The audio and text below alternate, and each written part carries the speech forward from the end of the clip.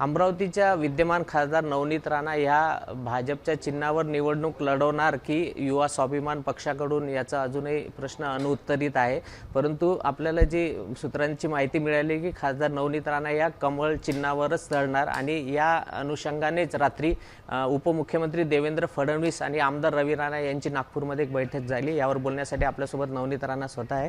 रात्री बैठक झाली, काय चर्चा झाली? मी तर चर्चेमध्ये नव्हते, माहिती तर मिळाली आणि काही नवीन नाही आहे, कारण देवेंद्र फडणवीसजींना, आमच्या दादांना रवीजी नेहमी विधानसभेला भेटत असतात, बोलत असतात, चर्चा करत असते।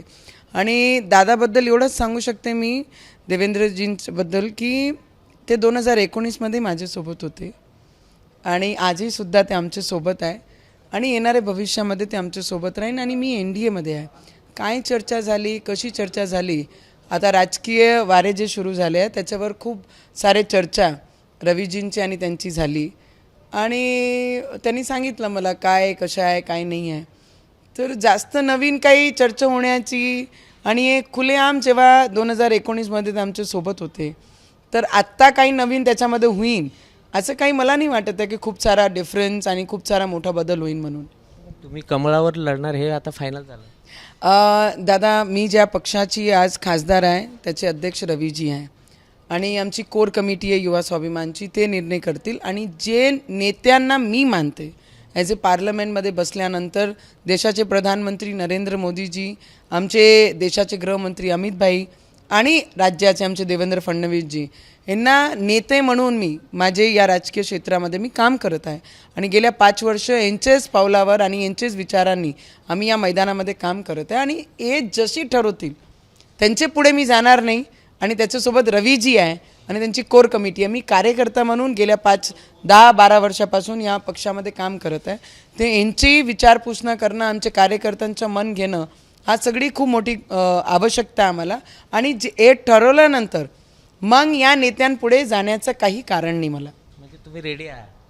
रेडी म्हणजे मी तुम्हाला एकच सांगते, जेव्हा आपण एखाद्याला आपले आई वडील म्हणून एखादे मैदानात उतरतो, तर मग आई वडिलांवर शंक घेणं हा काही माझ्यासाठी बरोबर नाही आहे। आणि त्यांच्यासोबत मी पार्लमेंटमध्ये काम करत असताना माझ्या क्षेत्रामध्ये मी काय काम केलं पाहिजे, कसं त्यांना विनंत्या केल्या पाहिजे, कसे कामं आणले पाहिजे आणि माझ्या क्षेत्राला त्यांनी काय मदत केली आहे, आम लोकांना कशी पद्धतीने त्यांनी त्यांच्या पाठीशी, माझे पाठीशी उभे राहून त्यांना डायरेक्टली मदत केली आहे, ते माझ्यासाठी तो महत्त्वाचा आहे। आणि मी ज्या विचारधारांनी काम करत आहे तर त्याच्यामध्ये काही अंतर नाही आहे। तर मला वाटते तयारी माझीपेक्षा माझे नेत्यांची आणि रवीजींची आणि आमचे युवा स्वाभिमान पार्टीचे कार्यकर्त्यांचं काय म्हणणं आहे ते खूप महत्त्वाचं आहे। मला एक माहिती अशी मिळाली की पंतप्रधान मोदी आणि केंद्रीय मंत्री अमित शाह यांनी एक महिला चेहरा म्हणून नवनीत राणाची निवड केली, म्हणून तुम्हाला कमळ चिन्ह मिळणार अशी खात्रीलायक माहिती?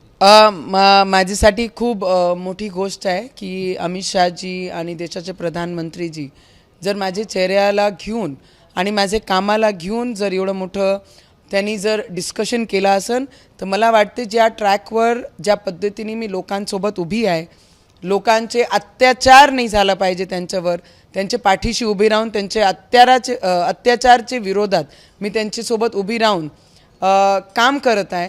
आणि त्याचे जर शिक्कामोर्तब एवढे मोठे नेत्यांनी जर या विषयावर चर्चा केली आहे, तर माझ्यासाठी आनंदाचीच गोष्ट आहे की कारण नवीन खासदार असताना 5 वर्ष एक चांगल्या पद्धतीने मी माझ्या क्षेत्रामध्ये काम केलं आणि त्याची जाण जर मोठे नेत्या ठेवत असेल, तर माझे आनंदाचीच गोष्ट आणि माझ्या क्षेत्राच्या लोकांसाठी आनंदाची गोष्ट की अमरावतीला काहीतरी इम्पॉर्टन्स आपल्या माध्यमातून भेटत आहे।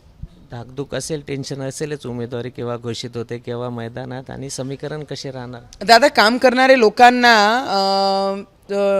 उमेदवारी घोषणा, तिकीटचे लिस्टमध्ये तुमचं नाव येणं, ह्या सगळी गोष्टीची काहीही काळजी नसते।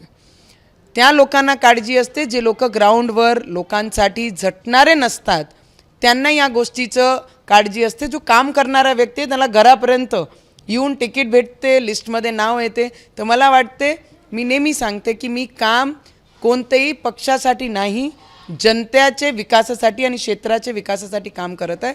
तर मला धकधुकी त्या गोष्टीची अजिबात नाही, कारण 5 वर्षामध्ये मी एकही दिवस थांबली नाही कुठे। तर माझा प्रचार कसं सुरू झाला, कुठून करत आहे, काय करत आहे, माझा प्रचार या गेल्या 5 वर्षापासून मी थांबूच दिलं नाही, माझं कामही सुद्धा थांबलं नाही आणि ते आनंद माझ्या चेहऱ्यावर आहे। आणि मी निकालाची पर्वा करत नाही, की जे निकाल येईन मी इमानदारीने माझ्या क्षेत्रासाठी काम केलं आहे आणि येणाऱ्या भविष्यामध्ये ते कामाची पावती नक्की माझी जनता देतील एवढा विश्वास आहे. MIMचे ओबीसी म्हणताय की महाराष्ट्रामध्ये 6 ते 7 जागा निवडून येतील वाटतं तुम्हाला? ओबीसींजींना माझं सांगणं आहे की या महाराष्ट्रामध्ये छत्रपती शिवाजी महाराजांना मानणारे लोक आहे, संभाजी महाराजांच्या विचारावर चालणारे लोक आहे. तर यावेळीच ओबीसींची एकही खाता लोकसभामध्ये महाराष्ट्रातून जाणार नाही एवढी गॅरंटी मात्र नक्की आहे.